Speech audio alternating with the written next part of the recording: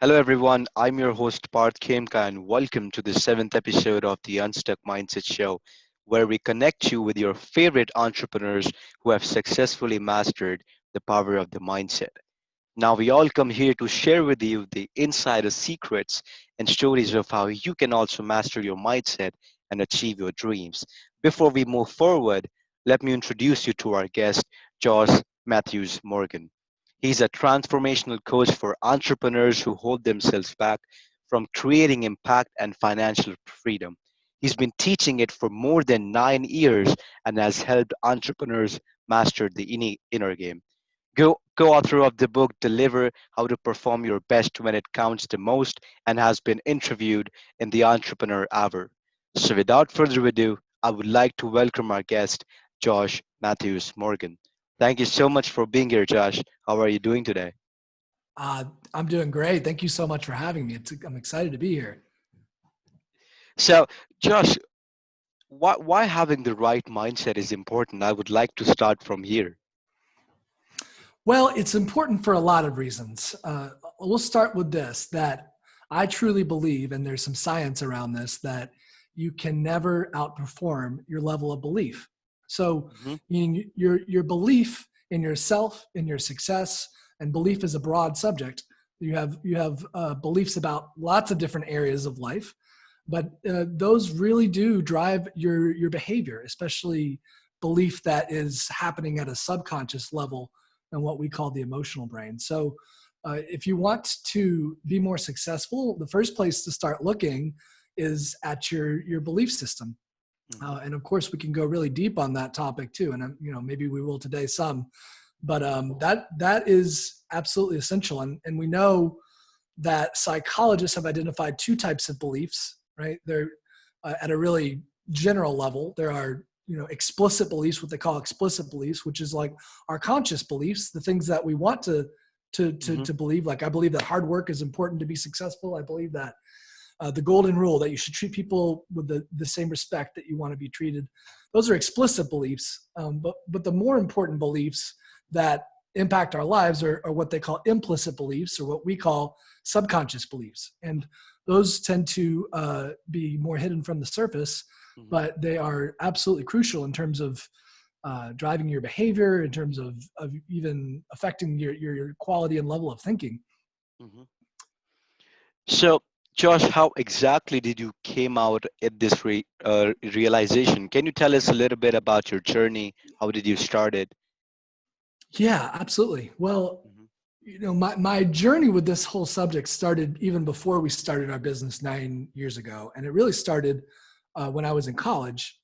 And I started having my junior year of college, spring semester, started having these very strange anxiety like attacks, panic attacks, but they only happened when I was going to write a paper. So I was fine when I was in class. I could listen, I could read books, I could study. But for whatever reason, when I would start writing papers, I had these physical symptoms of like a panic attack. Hmm.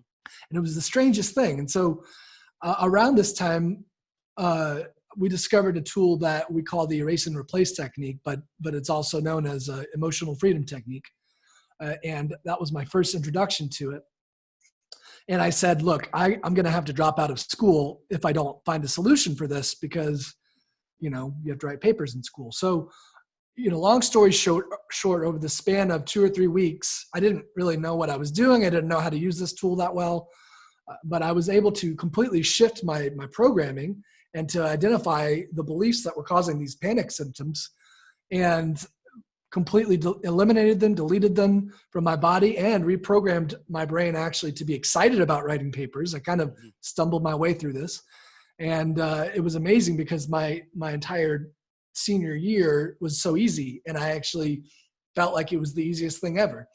And so it was really a lesson that the way our emotional brain is programmed about any subject.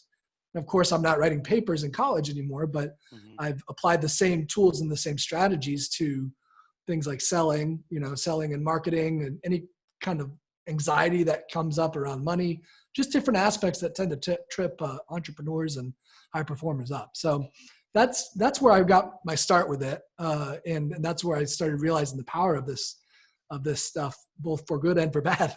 Hmm. Okay.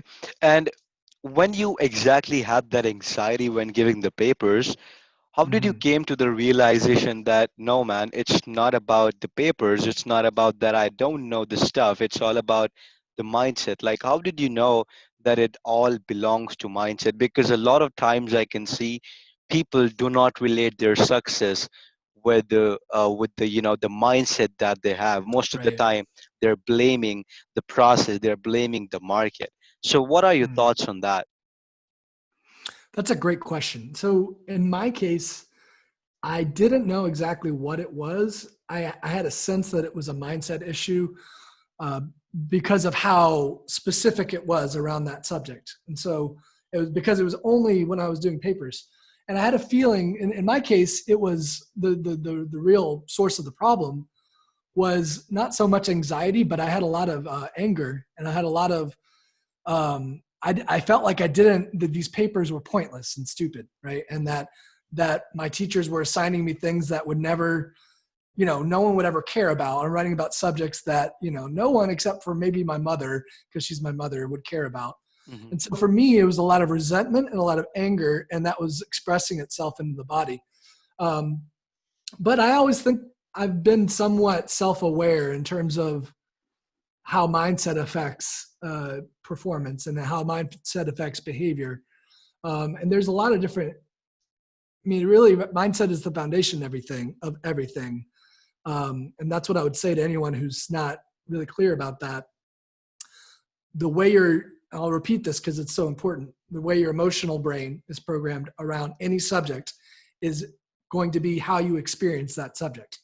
Okay, so if we work with a lot of earlier stage entrepreneurs who are struggling with marketing and selling, for example, and they might have a fear of rejection Hmm. that when they go to talk to people, or they might not feel like they're valuable and good enough. They might struggle with imposter syndrome and not be able to put themselves out there for that reason. So if you're struggling in any aspect of your life, there's always a huge component to it, is a mindset component to it. Hmm. And I would say 90% of our struggles are due to mindset issues.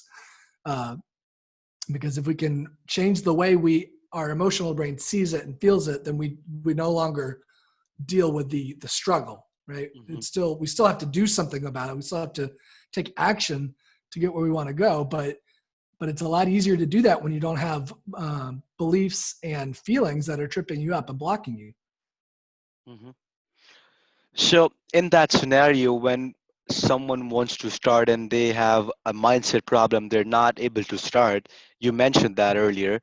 What exactly in the mindset is not correct that they need to fix in order to improve that for them? Well, it's almost always due to an implicit belief, a subconscious belief that was probably created at a younger age. And most of them tend to be, the vast majority of our subconscious beliefs are programmed for sure by the time we're 18, but even younger, by the time we're 12, 13, 14, most of our programming is sort of set at a brain level. So your question was good. So how do you fix it? So the number one thing you have to do is discover it, right? And so Mhm. we find that often identifying the true belief is tricky because they're subconscious, and we might feel the discomfort in our body. We might struggle with the anxiety at night, but we don't know exactly what is causing it, and what fears have been attached to a given situation or to life in general, right? Mhm. So did I answer your question? I Yes, definitely, okay. definitely. I want to make sure I covered that. No, no, no, it was pretty well. So, Josh, like if let's just say that if I have a particular problem, you know, Hmm. let's just say that if I have a problem in the relationship, that in every relationship I get, I end up fighting with the other partner, right? So, Hmm. and a lot of time I see people are blaming the outer world when Yeah. they are making the mistakes, right? So Right. in that scenario, when people have that kind of beliefs and they don't even know about it, what is the very first step in that situation which they can do it, and they can start discovering that belief, and they can even Mm. they can even realize that they even have it in the first place, because I can tell you that a lot of time people don't even know that, right? Yeah. Yeah. Absolutely. It's a really good question. The very first step is, I would say, to become aware of patterns. Okay. Hmm. So if the way you are with one thing in your life is tends to be the way you are with other things in your life, right? So if you're having repeated struggles in a relationship, let's say, let's go with Hmm. that specific example. Your reactivity and your reaction to that person is 100% about what is going on inside your mind, right? And it has maybe a little to do with their behavior, but really it doesn't. It's about the way that you're seeing their behavior, right? Now, this isn't to say that you should just let everyone run over you and not have any sense of self, but it's to say that no one can make you feel any particular way. The reason you might be angry at someone is because you're thinking angry thoughts about the person, right? So it's detaching that your emotional reaction to the situation. The first thing you need to recognize is that, okay, I'm having this reaction to the situation. It may, can I discover what that reaction is really about? Can I discover the patterns behind it? Maybe, what triggers cause that reaction to come up with this person and maybe with other people in my life. And that's the start to freedom. I mean, the very first thing to do is to become aware of the behavioral pattern, um, or any kind of pattern. And then you can start looking at it a little deeper and say, okay, what's behind this? Like, why am I allowing myself, my situation to get hijacked by this person?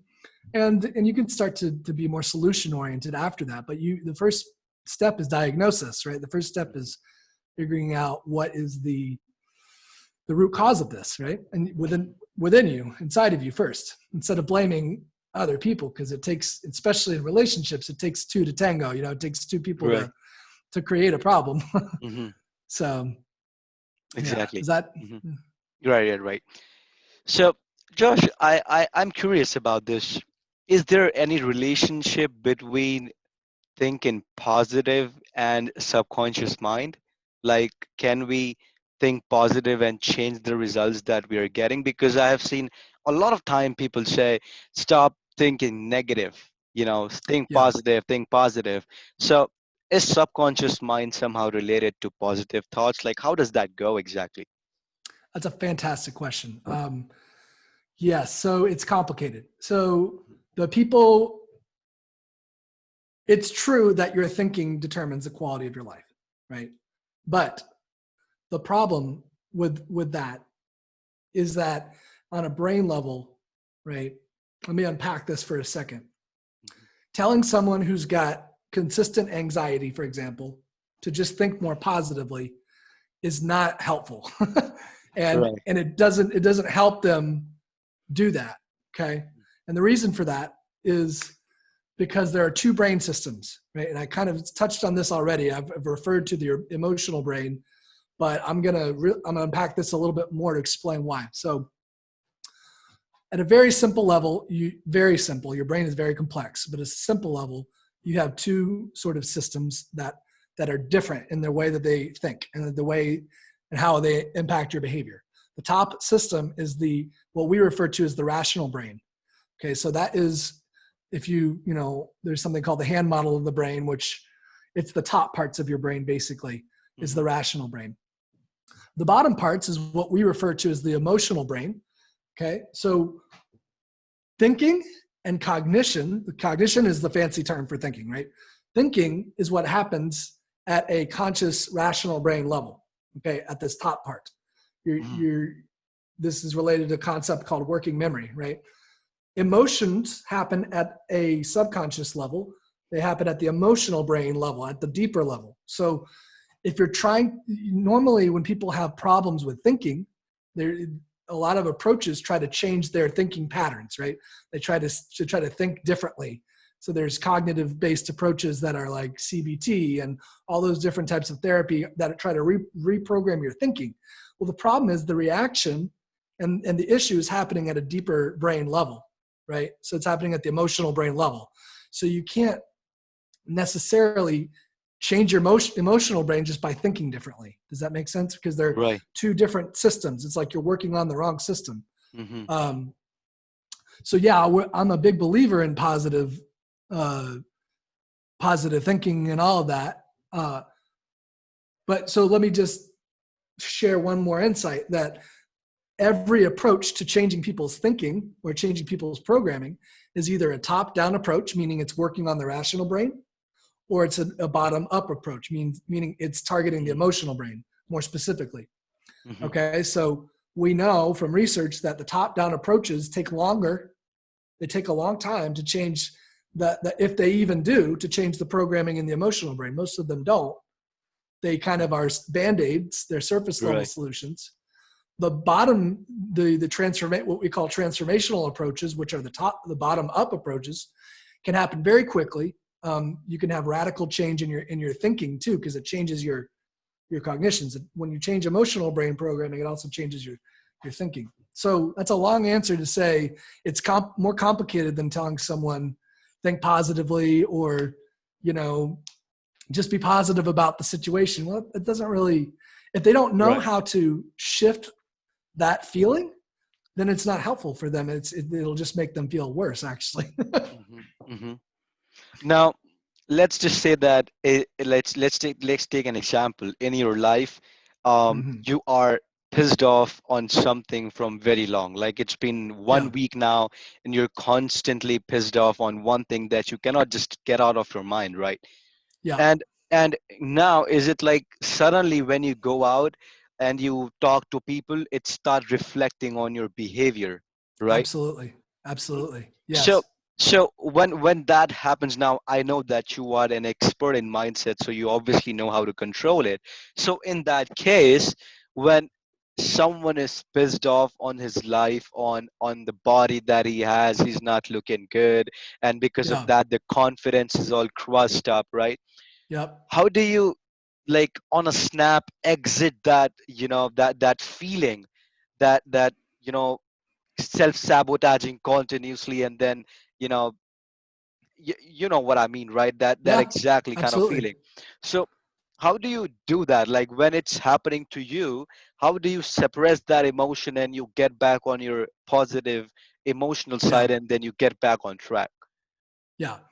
If it's something that's been happening for a week or so, and you haven't been able to shift it just by trying to think differently, then there are tools that, like I mentioned, emotional freedom technique, EFT for short, which is my personal favorite tool to teach people how to do this, because once you learn the steps, you can do it on your own, and that shifts things very quickly.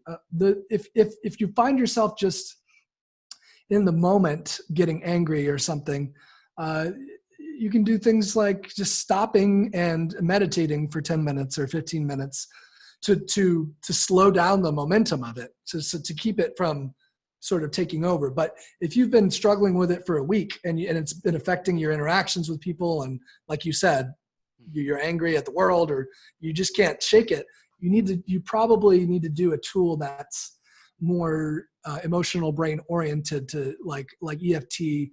Um, most of the other modalities of changing feelings like that, you need to work with other experts in to help you. But yeah, EFT tapping. I'm trying to think of others. Um, there's subliminal affirmations. There's different kind of deeper level reprogramming tools. But I mean, I think the most powerful one that I know of is EFT and tapping. Wow, Because I it didn't even because know it that stuff. yeah. What it happens is they think that the amygdala, right, which is the sort of the fire alarm, and it's tied in with a lot of our especially negative emotions. They think that it helps.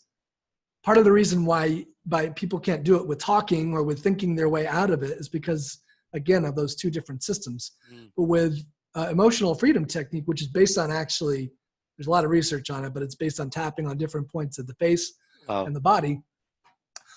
It actually shifts that, it reconditions that lower emotional brain to release the emotion, to release the anger or release the fear or whatever very quickly. So that's the number one tool that we like to recommend.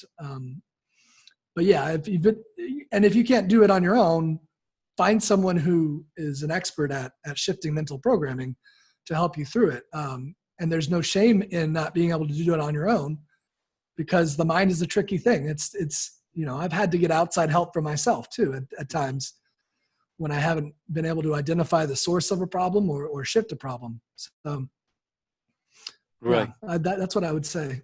Mhm. Thank you so much. And one more question that I'm curious about. Let's just say that if a person wants to, you have worked with a lot of entrepreneurs now, right? So you Hmm. must know what are the problems that they have, and you also must know what are some patterns that you see regularly in their mindset, right? With a lot Hmm. of Hmm. people. Now, in that case, when someone who is watching this show, maybe if they're starting right now, they Hmm. are just starting their entrepreneurship journey, they are new, so they don't basically know what exactly it's going to take them and how much they're going to have to work Right. hard on particular thing, right? Right. So what do you think about the confidence, like if a person is, I can tell you this, if a person is really successful, he can bring a lot of results, he is filled with testimonials, then he obviously have Hmm. something to back it up with their confidence, right? Right. but Right. but but Absolutely. if but if the person is starting new, then he's probably already coming with that mindset where, I'm scared, I don't know what's going to happen, Yeah. I'm not Hmm. confident. So what do you think about that confidence? Should a person have the confidence from the starting, or they should do something else about that particular word? Because I think confidence is very important. Absolutely. It's extremely important. Yeah. That's a really good question. So I think the number one mindset any new entrepreneur should try to develop and do their best to develop is it's a quote from Marie Forleo. I'm not sure if you know of her. She's Yes, really yes, I do. big on helping, women entrepreneurs in particular. Right. But she wrote a book called "Everything Is Figure Outable." Hmm. And I love that quote. And it's so true that you don't need to know all the answers, right? When you're starting, and you won't know all the answers. It's impossible to know all the answers. We've been in business for 9 years in, and we're still figuring stuff out. Like we Right. figured some things out, but there's still areas of growth in our business that we need to go figure Hmm. out. And so, um, yeah, I mean, I would say that no one is born being this genius. Maybe like Richard Branson, right? Maybe a couple of these really famous entrepreneurs, but you can develop yourself into becoming like those people if you are investing time and energy into growing your mindset and not being afraid of failure. A lot of people are so afraid of failure when they're starting out, and that's totally understandable. I dealt with that too, but really it's just about learning, right? If you reframe it as, if I try something and it doesn't work, it just means, it could mean a lot of things, but it just means I learned one way that it's not going to work, right? I Right. learned that. And if you can not have so much emotion about your failure, but Hmm. sort of dissect it and say, okay, why do I think that didn't work? Hmm. Well, for this and this reason. So the next time I'm going to try it like this. Hmm. Or maybe I should just completely revamp my strategy. Like entrepreneurship is really just about problem solving. Right? It's really just Hmm. about, but the key thing is, and you learn this with time, is you figure out what problem am I solving right now in my business, right? And so you're every time you grow, right? Every time your business grows, you're faced with a different set of challenges and a different set of problems. But in order to grow to the next stage, you have to know, okay, this is the specific problem that I'm working on right now, and let me find someone who has the answer to that. That's the Hmm. fastest shortcut. But yeah, just having faith that everything is figure outable. No one is successful the very first time they do something ever. and don't have that expectation for yourself, that will crush your confidence faster than anything else, is giving yourself an unrealistic expectation. Mhm. So yeah, that's probably the biggest thing I could share with any newer entrepreneur. And don't try to reinvent the wheel too. That's the other thing. Right. Get get mentoring from, even if it's not mindset.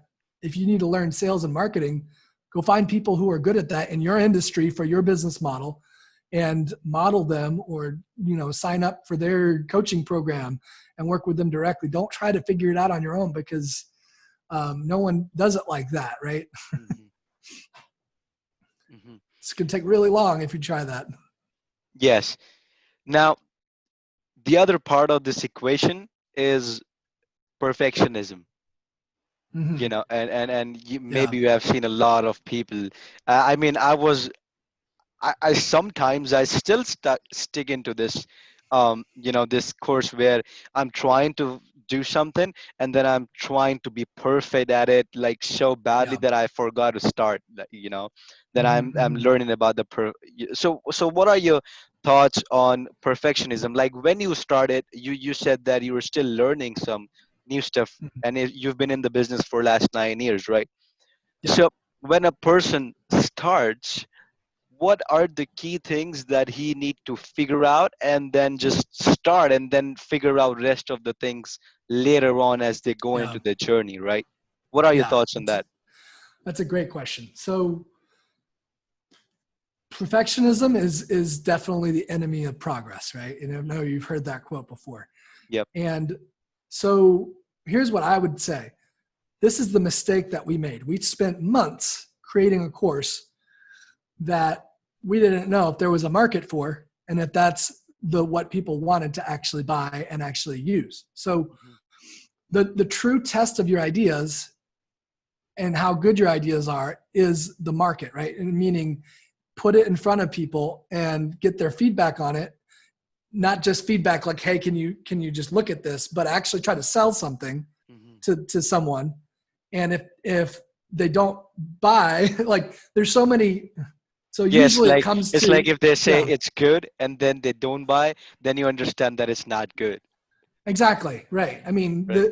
there's a famous story about Gary Halbert, who's a famous direct response copywriter, one Mhm. of the legends. And he said he would write a sales letter and he would take it to his friends, right? Right. And read it out loud to them and get their reaction. And if they said, "Wow, that's really good. That sounds great," he would rip it up and start again, because what he wanted to know was, what he wanted that person to say is, "Holy shit, where can I get this? Yes. Like, let me give you my money right now. I want this," right? Mhm. And so that's the true test: is, do people at every step of your marketing and selling, which is what your primary focus should be, in for your first 7 figures, right? Mhm. Is marketing and selling. Product and making a good product and fulfilling, yes, is like basically the other 20%. But until you can sell something to someone, you don't have a business, right? And so,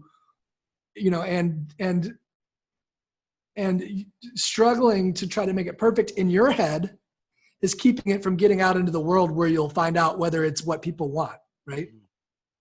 And Mhm. so there's a balance between just being sloppy and just throwing stuff out there, and uh, and being too perfect and worrying about every little detail. And that's something that each person has to learn along the way. What is truly essential, right?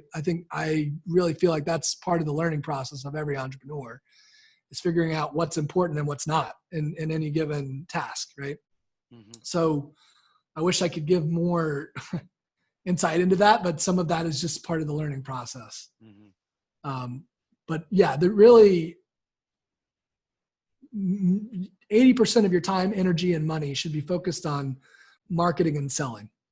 And if you if you do that, and eventually you figure out what's his name calls the optimal selling strategy, Mhm. meaning the way to convert cold strangers into customers and do that at scale, right? Until you have that, your business won't have scalability. It won't have the ability to go really fast until Mhm. you figured that out. So every minute you're spending trying to make something perfect when it's good enough is a minute wasted Mhm. when you could be, talking to people and getting it out there into the world. So Mhm. yeah. And I have also seen some of the entrepreneurs where there's like a guy who is working on his business for a long time, Yeah. and he wanna make a lot of money, like he wanna become the best. But the Hmm. problem with that is that he thinks that if he will not do everything in the business, then the business will not do good because he thinks no one else is better than him Yeah. in that Yeah. particular thing, right? So he's trying to do the marketing, he's trying to do the copywriting, and then he's also standing in front of the camera teaching the course, and then running Right. the Facebook ads and doing all that stuff, right? So Yeah. what are your thoughts on that? Like when we are working, should we also like should we do that? Like should we do all the things that we are supposed to do in order to get the progress, or we should really believe in having a team or having someone who can help us on that stuff? Yes. The answer is it depends on what stage your business is at, right? Hmm. If you're just starting out and you have no money, to do it, then you do have to sort of you don't have to do everything. And that mindset will kill your business faster than anything else, that you do have to do everything, but you might have to, create the financial resources so that you can hire a team. But anybody who has ever scaled something beyond themselves, who's impact driven, who wants their business to grow big, nobody can do that by themselves. There's literally not enough hours in the day for you to scale it to that level. If you're wanting to build a high 6-figure, 7-figure, and beyond 8-figure business, that's I don't know of any person who's done that without having a support system and team Hmm. in place. And you know, you so there's another piece to this that I want to share that I think every entrepreneur should know about, is something called the Saboteur Assessment. Okay, this is a really cool resource that was developed by a guy named Shirzad Shamin, but anyone can take it. It's a free test. It takes about 5 to 10 minutes to take. And you can get it at positiveintelligence.com, right? We're not affiliated with this site in any way, but Hmm. it's very interesting because one of the saboteurs is the controller. Okay. And another one is the stickler. So those two, the controllers, I actually worked for a controller for a while, and it was very disempowering and very frustrating. He always had to do it his way, and Hmm. everything had to be perfect, and he didn't trust and delegate. And so it's because of that subconscious belief pattern and behavioral pattern that really held him back. And I mean, I worked with him when he was at I think around $400,000 a year he was doing, so he was doing well. I worked with him for a whole year, and he never made progress in his business because he never gave up the reins. His controller was in charge the whole time. So that's an assessment that I recommend every entrepreneur take to know about themselves more, but also give to any potential employees and team members, because you'll start to see patterns of dysfunction that could come up in your working relationships together. But so yeah, the answer to your question is absolutely. As soon as you can hire someone to do the things that you're not good at, and that's a piece of self-awareness that each person needs to know, Hmm. do it. And even if you feel like you can't afford it, the time that's freed up for doing revenue generating tasks by delegating, by outsourcing, by systematizing is way worth it, and will allow you to grow so much faster than trying to do it all by yourself. Hmm. And Josh, I have seen a lot of times people say, and we also know about the law of attraction, right? So Mm-hmm. we have heard that if there is a belief in our subconscious mind that we have already achieved it, then most likely it has to be there in our reality, right? That's Yeah. how, because we are the center of our universe. So Right. so how true do you think that statement is? according to your perspective, because you know about the mindset, right? So do you Yeah. think is that true? Do you think that works, but it has to be in some other way, that people are doing some mistakes in that?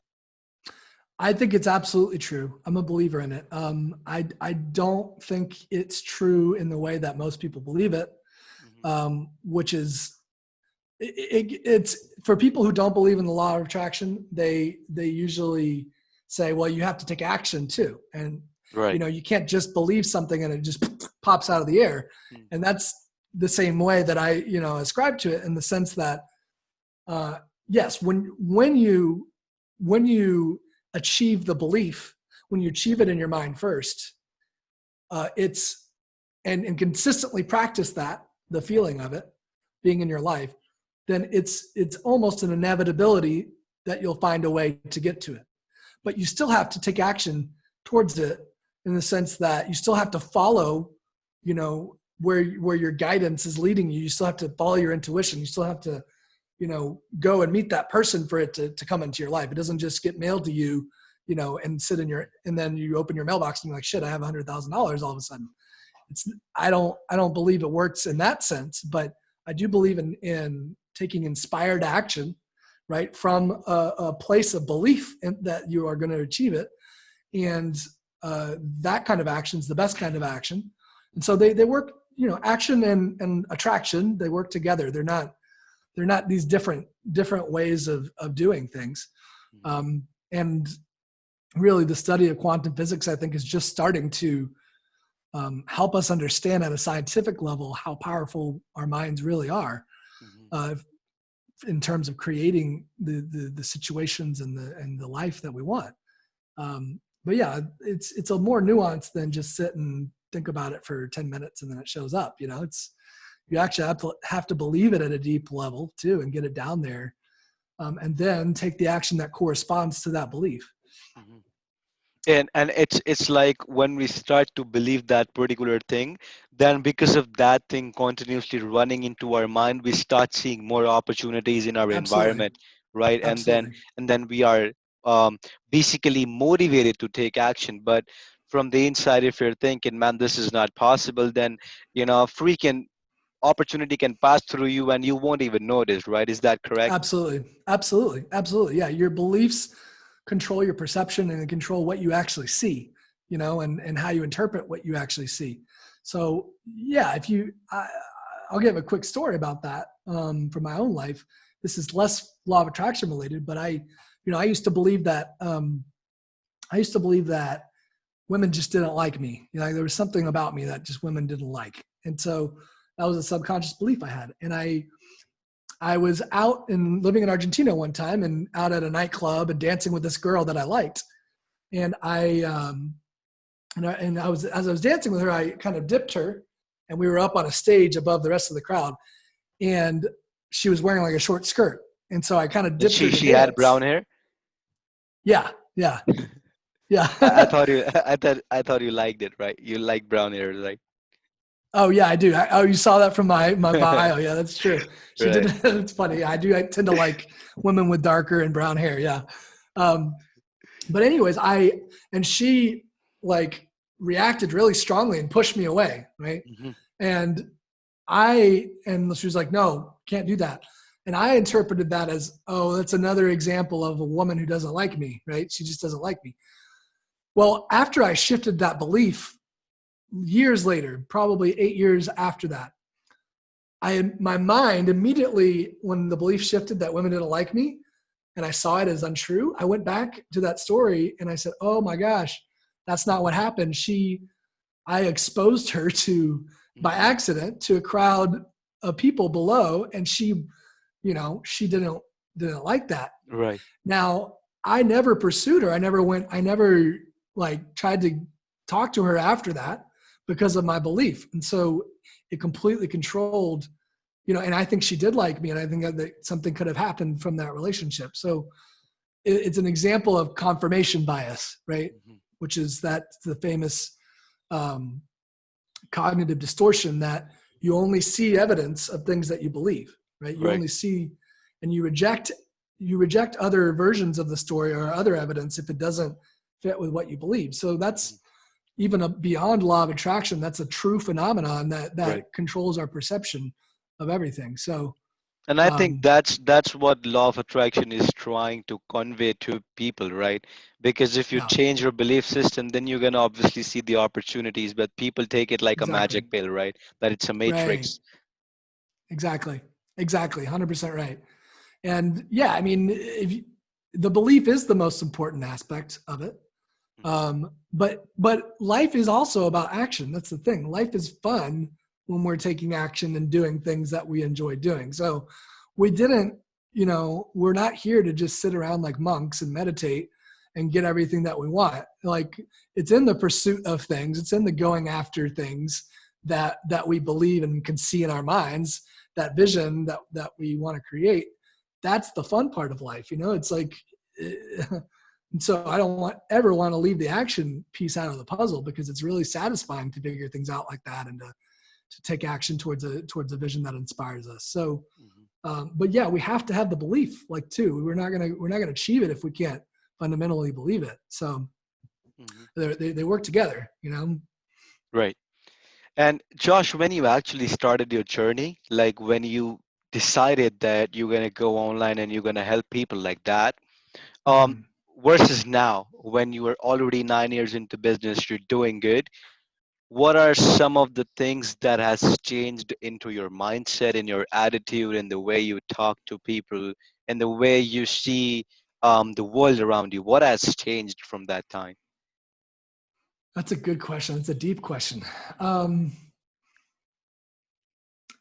I think I've always had a confidence that I would figure things out eventually, and I still like that's been something that's driven me through the ups and downs, because in the earlier stages of our business we truly didn't know what we were doing. Mhm. I didn't have the confidence that I could create it in that moment. I knew that eventually I would figure it out.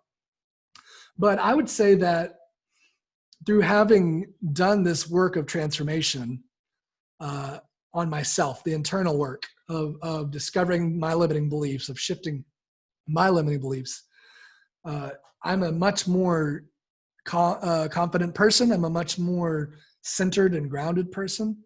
I can, in my line of work, I can help people get to where I'm at now, because I was where they were in terms of dealing with, I had nights when I didn't get a single night of sleep. I was so anxious. Right. Um, and so it's really, there's a quote that I saw recently, and I think it was by James Clear. And he said, entrepreneurship is a vehicle for personal development and personal transformation. That we think we're out there trying to achieve our goals, which are Right. great, we want to, but really what's happening is we're becoming the person who's capable of achieving that goal. We're Mhm. developing ourselves into that idealized person that we want to be, right? And if we forget about that we have to work on ourselves in order to get to where we want to go, then it just doesn't work. We're not going to get there. So Mhm. there's a lot of other areas where I've grown. I'm a much better marketer. I'm a better communicator now because of having been forced to learn this stuff. Mhm. But but really, the biggest thing is belief in myself and belief that, hey, I can achieve whatever I want. Right. So it's like that unshakable confidence that you have right now, that you can go out there and you can solve any problem if that comes to you, right? Absolutely, absolutely. And we all look. We every business has problems. That's something I want everyone to. And by problems, I don't mean problems. I mean challenges. Every Right. business has an area of room for growth, no matter what stage you're at. You, even if you think someone has everything figured out 100%, they don't. They Mhm. don't. And I guarantee. I mean, that's yeah. I mean, if you I've you just compare two words side by side, and if you see how much difference does it put it in your subconscious mind when you said that my business have some problems versus when you said my business have some challenges, right? exactly. And a lot of times when people are there in the journey, they can just start with that instead of Yeah. taking it as a problems. They can just say that it's a fucking challenge, right? Exactly. I love that. Yeah. It's the reframe. Like it's a challenge to be figured out. It's not, it's not something that's stopping you. I mean, it shouldn't stop you. Right. There's truly a solution for everything out there in the world. Someone has figured out the answer to this challenge. Hmm. So, go try to find that person or go try to find that resource or that thing online. I mean, with the internet these days, we have no excuses for not trying to find things, that Hmm. answers to our problems and to our challenges. You know, the fastest way to do it is to work directly with someone who's achieved the result you want. But the long way to do it is to read books and to, take courses, and every Right. courses have different level of value, of course. Hmm. Um, but yeah, I mean, that reframe is so powerful. The challenge versus the problem. Just like, all right, Hmm. this is the challenge that I'm facing now. I get to find the answer to it. This will be Yes. fun. You know, Like there's a charge in the body when you say challenge versus you say, no, man, it's a problem. Right. exactly, exactly. It's exactly, one's disempowering and the other one is kind of fun and Yes. empowering. We want Exactly. challenges. I like challenges. I Hmm. think most people do too. They like because they like what it brings out of them, right? They Hmm. like that energy of solution that it brings out of them. And if you have a, if you know, I was wondering if you have a coach who knows how to sell you, like how to sell you on on the things, then he would just say, you know, I don't think you can solve this problem, man. I don't think you have this in Mm. you. Now it And automatically becomes the challenge. Now that's it just, true. That's oh true. man, now I'm It's gonna almost like tell that you how to reverse solve it, right? psychology. Exactly. Right. You can't, especially with entrepreneurs, you tell them they can't do something and they're like, well, let me prove Yeah, you wrong. exactly. That's funny. Yeah. Okay. And Josh, if someone watching this interview right now wants to learn from you, wants to take help from you, how can he reach out to you? That's a great question. So our website is learnyourbrain.com, all spelled out. And if you want to email me directly, I'm pretty accessible. My email is josh@learnyourbrain.com. So I'm happy to answer any questions that might have come up from people having listened to this. But I'll also we have a free 20-minute training available to your listeners. And I'll make that available, a special link for them to remember it so they can go check that out. Mhm. It's learnyourbrain.com/unstuck. If they go to that link, they can watch a 20-minute master your mindset training where we talk about some of the aspects of high growth businesses and how to put those high growth business, the drivers, what we call them, into your business too. So that's the best way to kind of go deeper on our work if anyone wants to learn more about it. But you can also just send me an email or find me on Facebook and start up a friendship too. So Mhm. I try to make myself available to people to answer questions. So Thank you. Thank you so much, Josh. And in the end, what do you think about the mission that the Unstuck Mindset Show is on? Do you think we're doing a good thing here? absolutely, absolutely. I that I believe in the power of mindset and the importance of mindset, and it's one of those things that it's a very deep topic, and there's different levels and there's different layers to mindset. Uh, but it's the number one thing that you can work on to grow yourself and your business and your life. Is mindset, and it's the difference between freedom, someone having freedom and power in their lives, and someone who doesn't. It's just the way that their mind is programmed. So yeah, I'm a huge believer in what you're doing, and I think it's why I was excited to get on the show and to talk with you. And your questions have been very good and very insightful, and have Thank you. inspired some good answers for me. I hope. You know. Yeah, they were great. They were great. Well, thank you so much, Josh, once again to be here on the show and to help me in this mission because I really want to help people who are starting as an entrepreneurs who because I know when I started out when you don't have anyone besides you and you only Yeah. have the parents that don't even know what fucking entrepreneurship is, then you're most probably getting stuck, right? Yep. So Yep. I wanted Absolutely. to have this family here with you and with all other entrepreneurs out there so that we can work on this and we can push, this entrepreneurship as a field in the world, right? And I thank you love it. so I much. love it. Thank you so much. It's so great to be here. Thank you for having me, man.